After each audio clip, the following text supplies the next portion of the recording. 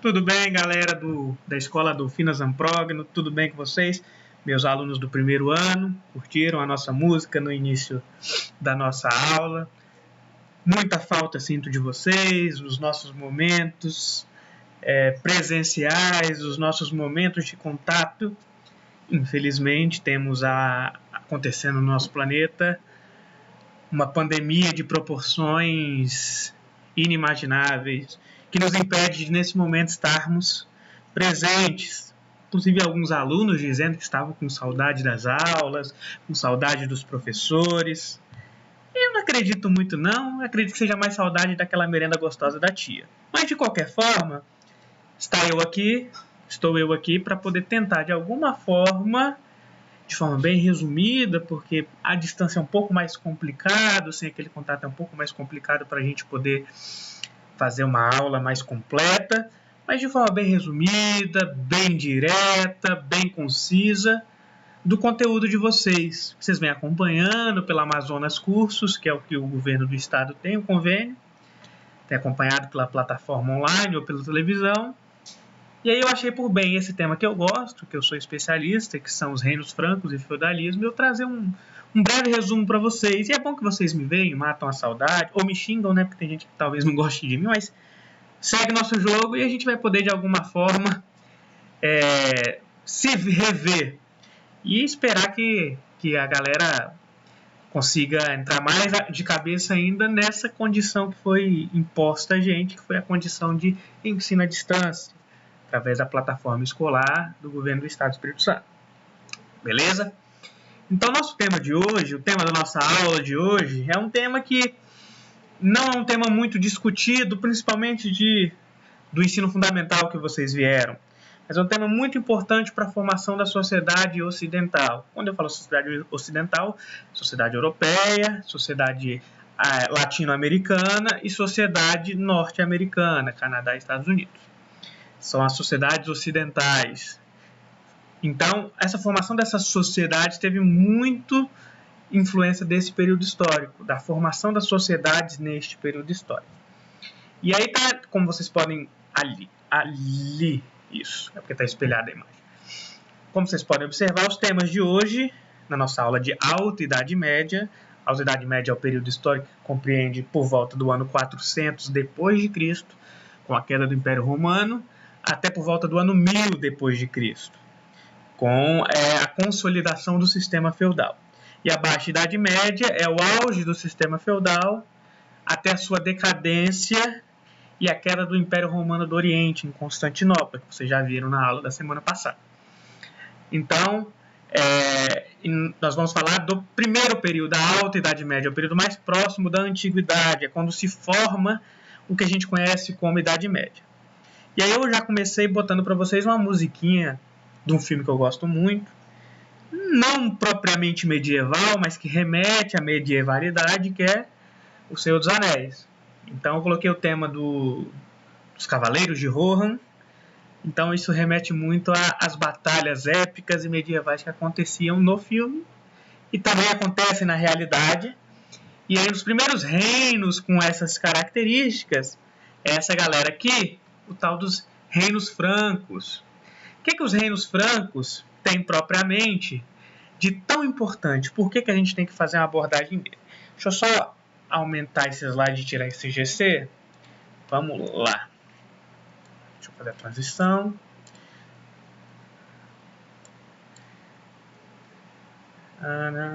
Aqui. Transição.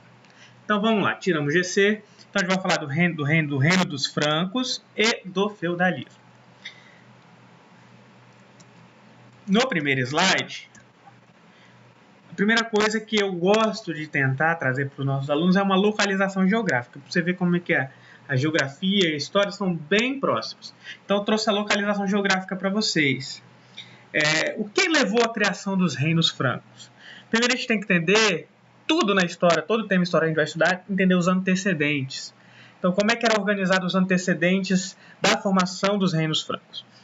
A gente tem lá um grande império, um império que dominou a Europa e os mares ali da Europa por quase 1000 anos, chamado Império Romano. No seu final, devido às suas crises políticas, econômicas, sociais, ele foi dividido em 2 impérios romanos. O que vocês veem aí em verde claro é o Império Romano do Ocidente, e o que vocês veem em amarelo é o Império Romano do Oriente. O Império Romano do Ocidente, cuja capital é Roma, e o Império Romano do Oriente, cuja capital é Constantinopla, em homenagem ao imperador que fez essa divisão, Constantino, lá no finalzinho já do Império Romano. Então o Império Romano já estava muito debilitado, fraco, meio cambaleando. E aí eles tinham um negócio chamado xenofobia, uma perseguição aos estrangeiros, que eles chamavam de bárbaros. Então todo que é estrangeiro, todo qualquer cidadão, todo e qualquer homem que não é romano, ele é considerado pelos romanos um bárbaro. Então, Roma, com essa fraqueza, começa a perceber: eu não tenho força suficiente para conseguir controlar essa invasão desses povos estrangeiros. Então, ela começa a perseguir alguns povos específicos e começa a se aliar a outros povos específicos. Um dos povos que ela mais perseguiu é o povo anglo-saxão, os visigodos e ostrogodos. Mas outros ela se associou. E aí entra na história o tal dos francos. E aí temos alguns protagonistas que a gente vai falar que fez essa associação. Neste momento ainda não caiu o Império Romano, mas ele já está cambaleando. Os francos foram um reino que ganharam força porque tiveram o apoio do Império Romano. Eram várias tribos que ficavam aqui na região, ali onde vocês estão observando aí no mapa de vocês, na região do Tournai, aí perto da Britânia, essa região norte da França. Eles ficavam localizados ali na divisa com a Alemanha. Então eles ganharam muita força com esse apoio dos romanos. Só que com o passar dos tempos, os visigodos, os ostrogodos, os vândalos, inclusive temos hoje o adjetivo vândalo, que trata de pessoas que destroem tudo, que não têm respeito pela coisa pública, como vândalo, mas a origem são em povos extremamente agressivos que viviam ali na Europa. Você vê que tudo tem uma origem, né? Então você tem os vândalos, que também eram povos que invadiam ali o Império Romano. A partir da Constituição e da invasão efetiva desses povos ali em Roma, Roma, infelizmente, caiu por volta do século IV para o século V. E aí, esses povos bárbaros passaram a ter mais autonomia. Dentro ali de Roma, junto com o Império Romano, havia uma instituição muito forte, uma instituição muito poderosa, que não caiu com a queda do Império Romano. Uma instituição muito poderosa que não caiu com a queda do Império Romano, que é a igreja. Então essa igreja precisava se apoiar em algum povo muito poderoso e muito forte. E paralelo a isso, esses povos bárbaros que ocupavam toda a Europa começaram a fragmentar o Império Romano, começaram a quebrar ele em vários pedacinhos. Fundou-se os reinos bárbaros. E aí essa instituição muito poderosa, que era ligada ao grande Império Romano, passou a se associar a esses pequenos reinos bárbaros, a converter eles do paganismo original para o cristianismo. Essa conversão ela é feita através de uma palavra até meio diferente, chamada sincretismo. O que é sincretismo? É uma forma de você adaptar a nova religião que você quer implementar através da adaptação da religião antiga. Como assim, professor? Não entendi. Tinha uma igreja pagã ao Deus Sol, por exemplo, Deus Sol Invictus, que era um dos maiores divindades romanos. O que a igreja católica fazia? Destruía o templo e construía exatamente no mesmo lugar um novo templo cristão. Então, para aquela pessoa que é pagã, ela se associa mais forte ao cristianismo, porque no mesmo local sagrado do paganismo é construída uma igreja cristã. Você associa a figura da maior divindade cristã, que é Jesus Cristo, com o Deus Sol Invictus. Como? Colocando o dia do aniversário do próprio Jesus no dia que se comemorava o dia do Deus Sol Invictus. Então você tem todas essas associações sincréticas, o sincretismo, para poder converter a população. Aí se põe no lugar de uma pessoa que vive ali no Império Romano, no finalzinho, na decadência. Ela vive na cidade de Roma. Ela é plebeu, é pobre, passa perrengue no Império Romano. Com as invasões bárbaras, o que vai acontecer com ela? Provavelmente ela vai ser saqueada, algum membro da família morto, estuprado, dentre coisas piores. E isso acontece também ao patrício. Patrício é o rico do Império Romano. É a pessoa que era ativa politicamente dentro do Senado e das Assembleias Romanas. O que esse patrício vai fazer? O que vai acontecer com ele com as invasões bárbaras? A mesma coisa. Bárbaro não vai respeitar rico e pobre. Vai chegar lá, vai invadir, vai matar provavelmente o empregado, que vai tentar proteger o patrício, e vai estuprar, vai matar, etc. Então, tanto os patrícios, que são as pessoas que tinham condições, que tinham recursos e influência política, quanto os plebeus percebem, não dá para ficar aqui na cidade. É mais fácil irmos para a zona rural e implementarmos um novo sistema lá. Isso é proposto pelo patrício. O plebeu é o seguinte, eu tenho terra, eu tenho arma, então eu te dou terra e te dou proteção. Eu não vou pegar no pesado, eu não vou plantar, não vou colher. Então a sua responsabilidade é plantar e colher e me dar uma parte. Eu te dou proteção e terra, você me dá a produção de alimento que você vai fazer. Fechado? O cara não quer ficar lá na cidade correndo o risco de perder a cabeça, uma machadada de um visigodo. Então ele aceita a proposta do patrício, patrício e plebeu vão para a zona rural. Então ruraliza-se a sociedade medieval da Europa. Ruraliza-se, isso é chamado de êxodo urbano. A galera sai da cidade. E aí começa um processo de ruralização, como vocês podem ver aí no slide. Certo? Seguindo, esses povos bárbaros que surgiram, que ganharam muita influência, principalmente antes da queda do Império Romano, a gente destaca alguns. Olha, não se importem com o nome da galera. O nome da galera tem nome escroto mesmo. É os nomes que eu não daria pro meu cachorro. Na verdade, eu dei pro meu cachorro. Mas vamos lá. Primeiro rei franco mais poderoso foi o Meroveu. Olha só que nome lindo, Meroveu. O Meroveu ele foi importante porque foi o cara que fez aquela união que eu disse para vocês com o Império Romano. Foi o cara que conseguiu se aliar aos romanos e ficar com os espólios do Império Romano. Como assim espólios, professor? O que sobrou do Império Romano que era bom, ficou com os francos. Porque eles foram os povos a se aliarem com eles antes da sua decadência, os últimos povos. Inclusive, o Meroveu, ele e a tribo dele, a tribo dos francos, eram exímios lutadores. Chegaram a lutar contra os hunos e outros povos e chegaram a ganhar. Posteriormente, a gente vem um cara, esse que foi extremamente importante para a consolidação dos francos como um povo muito poderoso, que é o seu neto, chamado Clovis. O neto de Meroveu, Clovis, ele foi responsável por acabar com esse monte de tribuzinha e formar um reino mais poderoso. E, principalmente, Clovis foi o primeiro rei franco a se converter ao cristianismo. Então, ele tinha ali do lado dele a instituição mais poderosa daquele período, a Igreja Católica.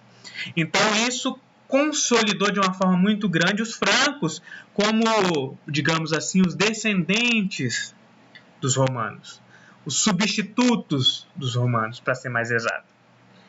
E aí passa cerca de 200, 300 anos com essa dinastia que tem o nome em homenagem ao seu primeiro rei, o Meroveu, então dinastia Merovingia. E aí nesses 200 anos, cerca de 200 anos, ficam sob o governo os reis indolentes. Professor, outra palavra difícil, reis indolentes, o que é isso, professor? Tentem associar a palavra indolente. O que lembra? Indolente, de má índole, não sei.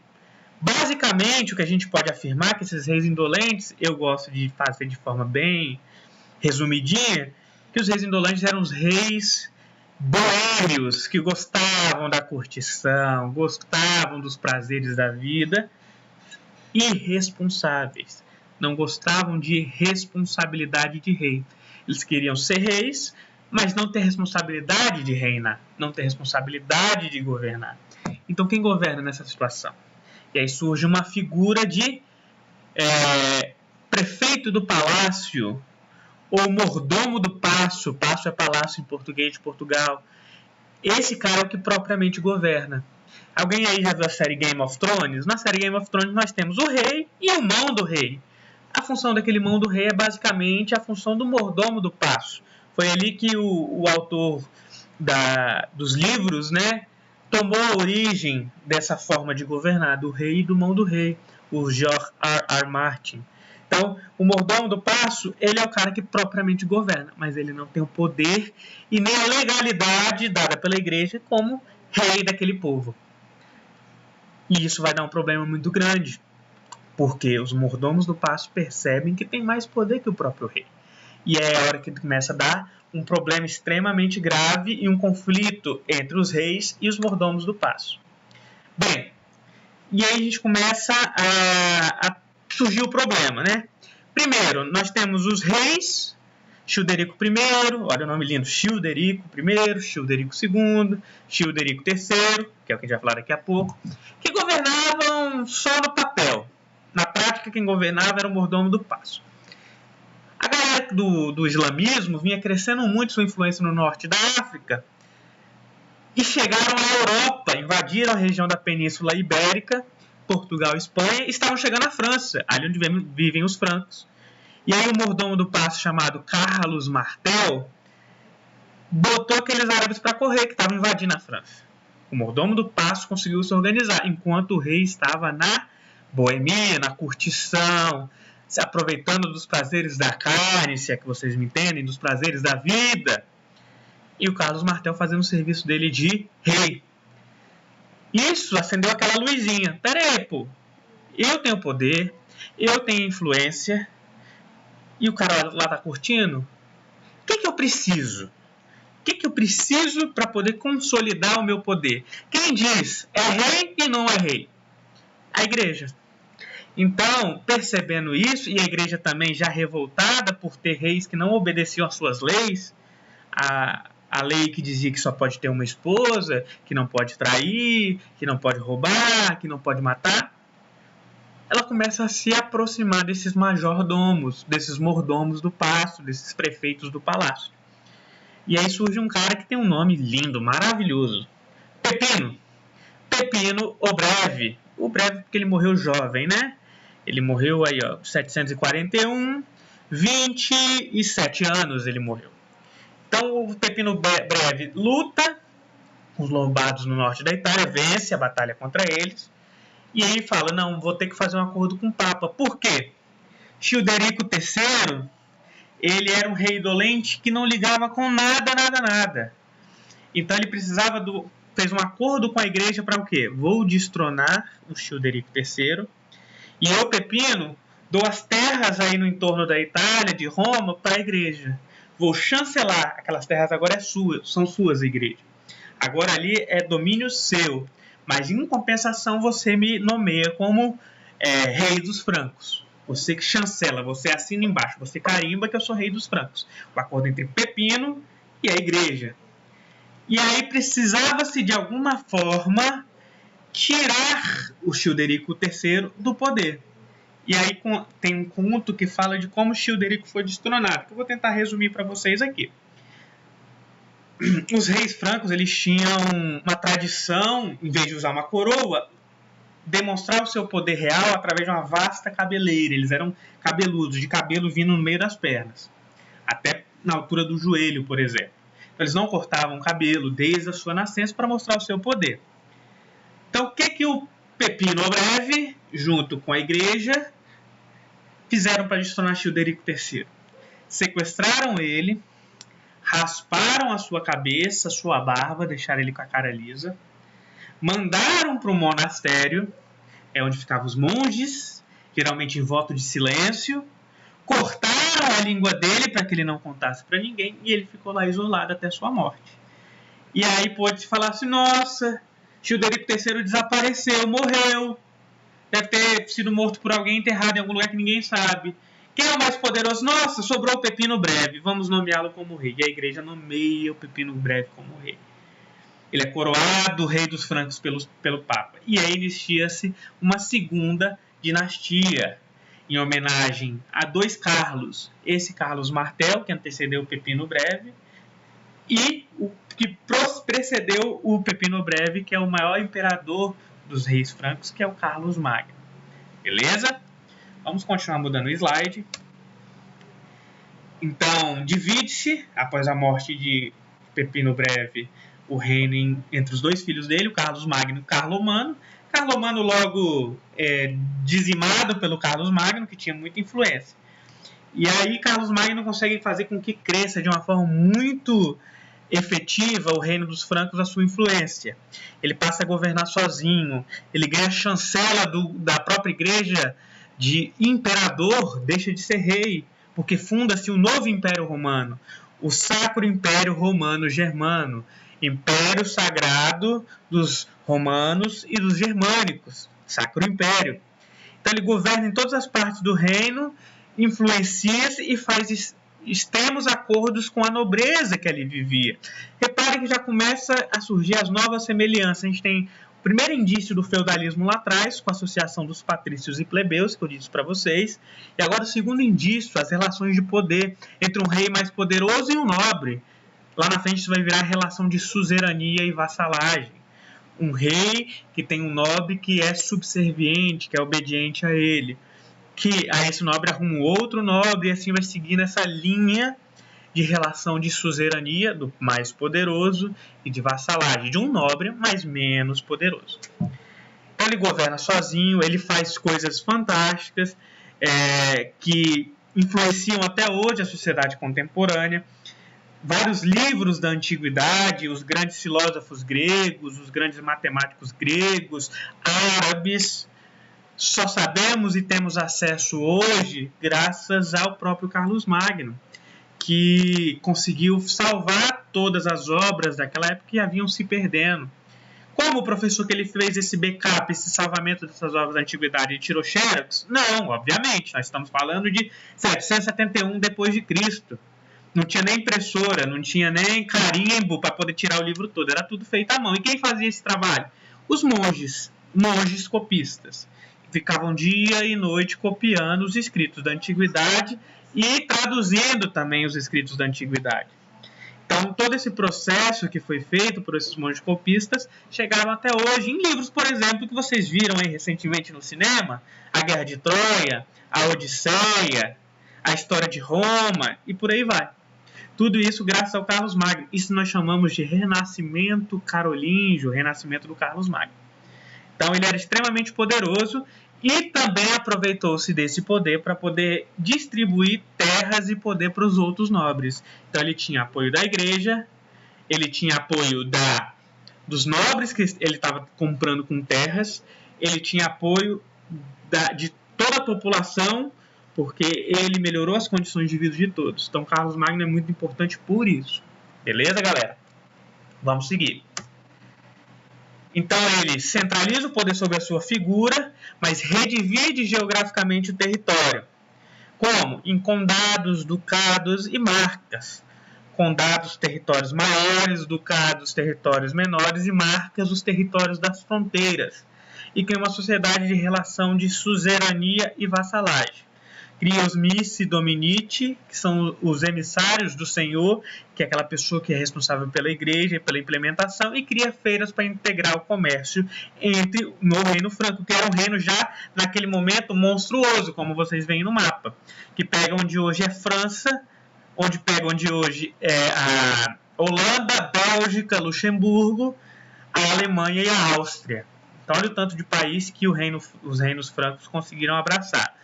Ali onde vocês estão vendo em verde, em amarelo, meio amarelado, estados pontifícios, também eram dos francos, mas lembrem que Pepino Breve fez aquele acordo e deu esses estados para a igreja, para que a igreja conseguisse poder dar o apoio e chancelar o seu poder e iniciar a dinastia carolíngia.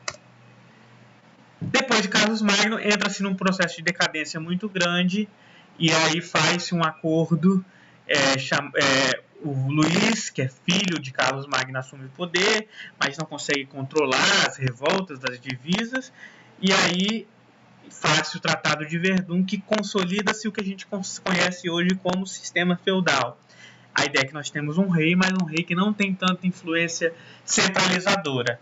O poder está descentralizado, cada uma em sua região, cada uma em seu território.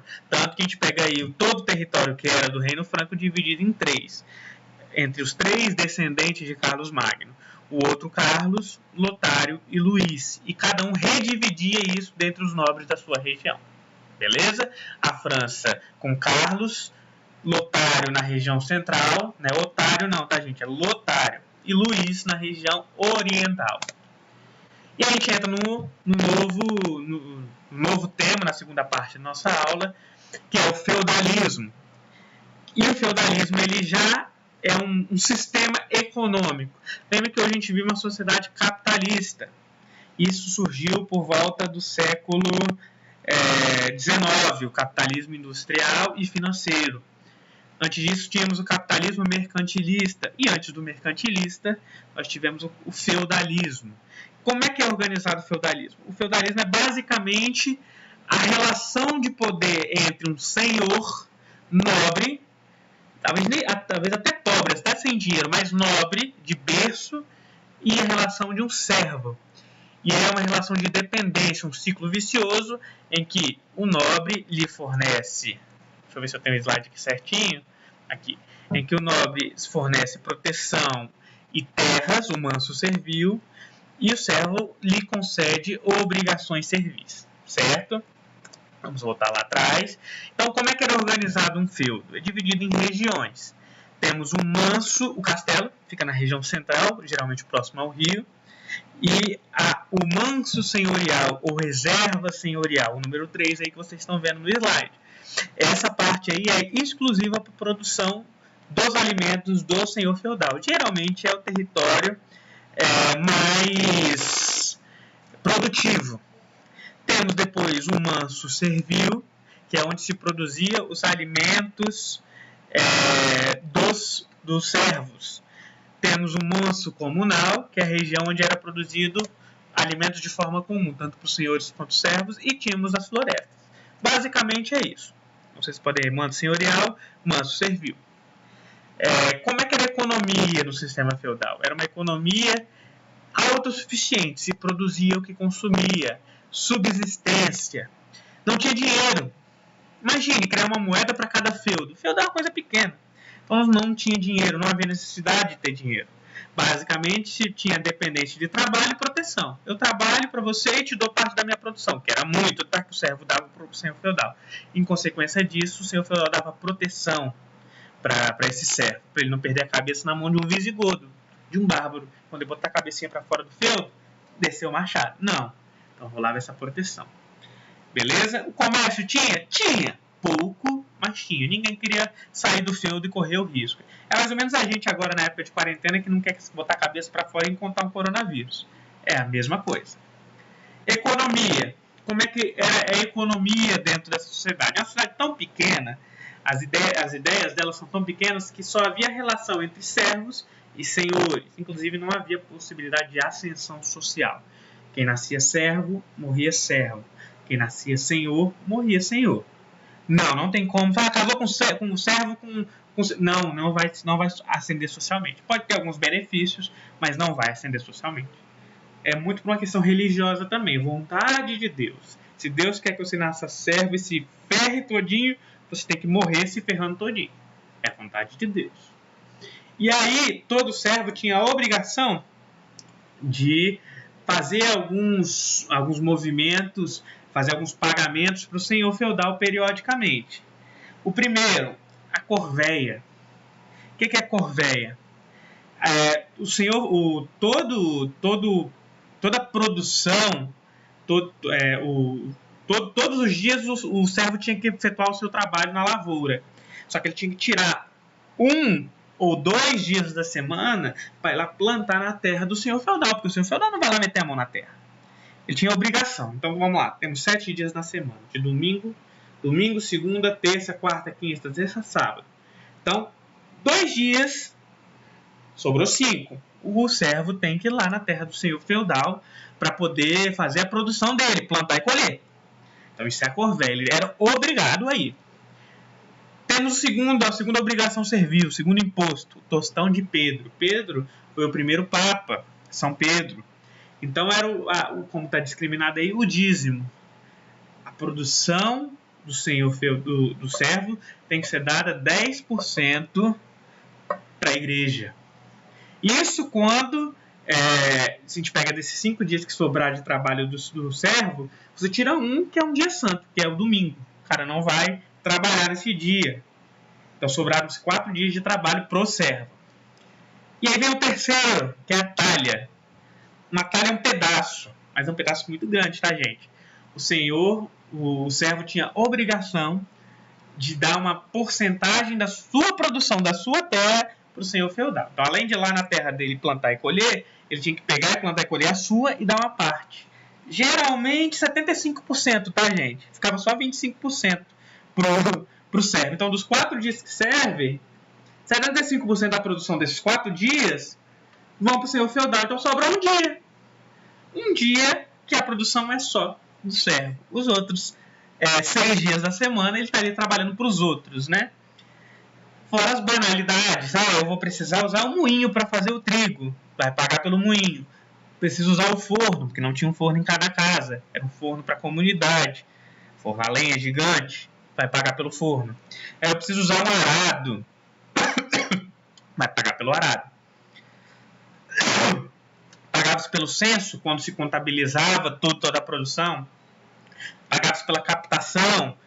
O cobrador de impostos tinha que ganhar um quinhãozinho, um pedacinho ali. Até quando a pessoa que era dona ali do pedaço de terra tinha um acordo com o senhor feudal, morria e um filho ia assumir, você tinha que pagar para dar aquela terra de novo. Seu pai morreu, você vai assumir a terra, mas você tem que pagar de novo para o senhor feudal. Tem o chevage, tem a prestação, dentre outros. E tem o prima noctia. Quem viu aí o filme Coração Valente vai lembrar dessa obrigação servil, que para mim é a mais escrota da história da humanidade, que é o direito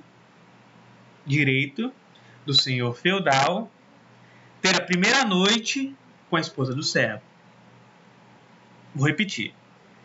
O senhor feudal tem o direito a ter a primeira noite com a noiva do servo. E aí essas obrigações servis sugavam a mão de obra do trabalhador, do servo, ali dentro do feudalismo. Tanto que não havia possibilidade de ele ascender socialmente. A produção era para subsistência. Beleza? Então a gente entra aqui numa outra parte, que é como se dividia a sociedade medieval. Em 3 grupos, 3. Os oratores, aqueles que oram, que falam. Quem é que gasta o tempo, trabalha na sociedade medieval, falando, convencendo, discursando? O clero, a igreja. São os que fazem a oração. Tem os belatores. Vem da palavra latim bellum. Bellum significa guerra. São os caras que vão para a guerra, que fazem a proteção. Então são os senhores feudais, são os nobres, são os cavaleiros.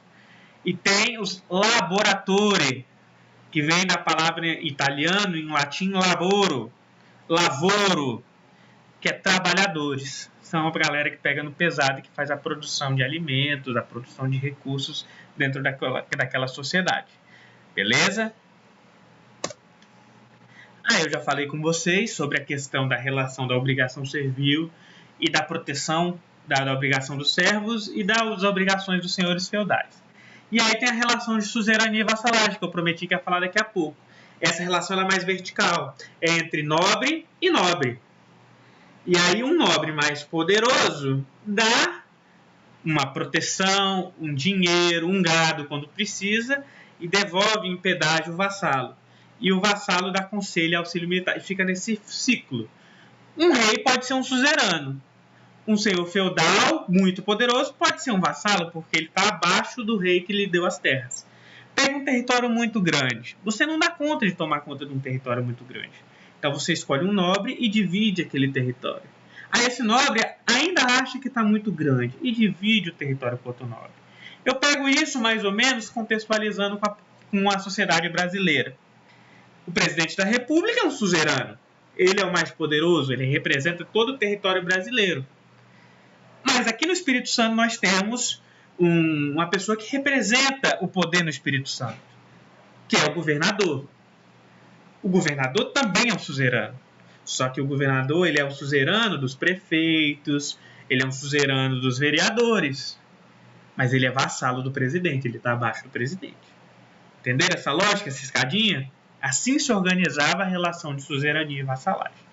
Então fazia-se nessa relação de suzerania e vassalagem, isso acobertado, organizado, chancelado e assinado pela igreja, juramento de fidelidade de um com o outro, investidura e homenagem. Era quase uma relação, como dizem os nobres, uma relação de nobreza.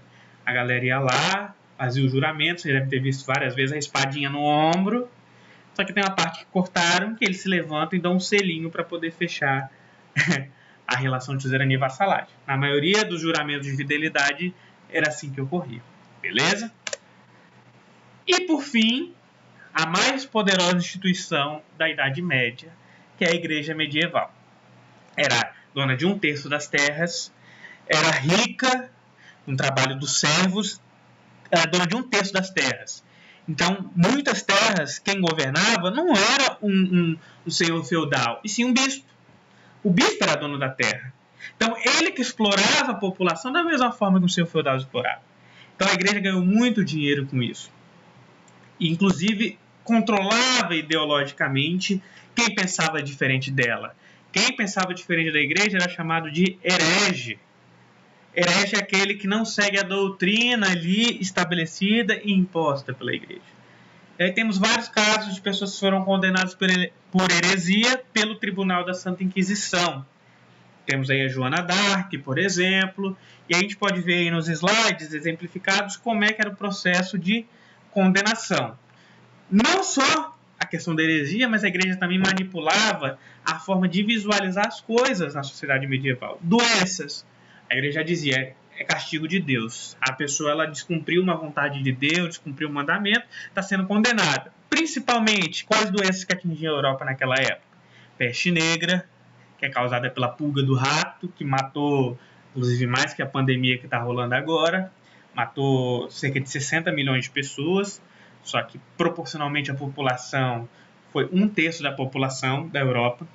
Você pega a lepra, que hoje é chamada de hanseníase na era contemporânea, que também matou muito, e isso era muito associado à questão da sexualidade, da desobediência sexual. A galera que desobedecia, segundo os preceitos da igreja, a sexualidade tradicional. Um homossexual, uma pessoa que não queria seguir a linha de raciocínio de um casamento, era condenada como bruxa, e etc. e tal. Então você pega toda essa estrutura, e isso era controlado pela igreja. Tratamentos médicos eram os mais arcaicos possíveis. Os próprios islâmicos eram mais avançados. E olha que os islâmicos eles têm um pensamento conservador, mas eles eram mais avançados na medicina. Por exemplo, um homem na Idade Média que sofre de hemorroida, como é que era o tratamento da hemorroida? O cara pega um pedaço de ferro, atiça no fogo até ele ficar vermelho e enfia a hemorroide que fica lá naquele lugar mesmo que vocês estão imaginando, de volta para dentro com um negócio bem quente para cauterizar, para poder queimar e parar o sangramento da hemorroide. Então esse é um exemplo. A pessoa tem uma inflamação muito grande, o que é que eles faziam? A tal da sangria, abria pequenos talhos de pequenos cortes na pele para que o sangue ruim desse saída e o corpo pudesse produzir um sangue novo. Quem tinha mais dinheiro não abria o talho, comprava sanguessuga e botava sanguessugas nas feridas. E por fim, a gente pode ver como a igreja é tão poderosa que grandes construções da Idade Média, dessas que vocês podem ver aí na imagem, nós temos a Catedral de Notre-Dame, no centro de Paris, que é a catedral que pegou fogo recentemente lá na cidade de Paris, que existe até hoje. Então é um exemplo da cultura medieval, no caso aí a arquitetura gótica que foi utilizada aí. Beleza? E aí eu já falei disso com vocês. Espero que vocês tenham gostado da aula. Deixa eu voltar aqui. Espero que vocês façam os exercícios que eu estou mandando para vocês e que essa situação de pandemia passe logo. Um abraço a todos. Já estou sem voz, preciso tomar uma aguinha. E até breve. Beijos e abraços.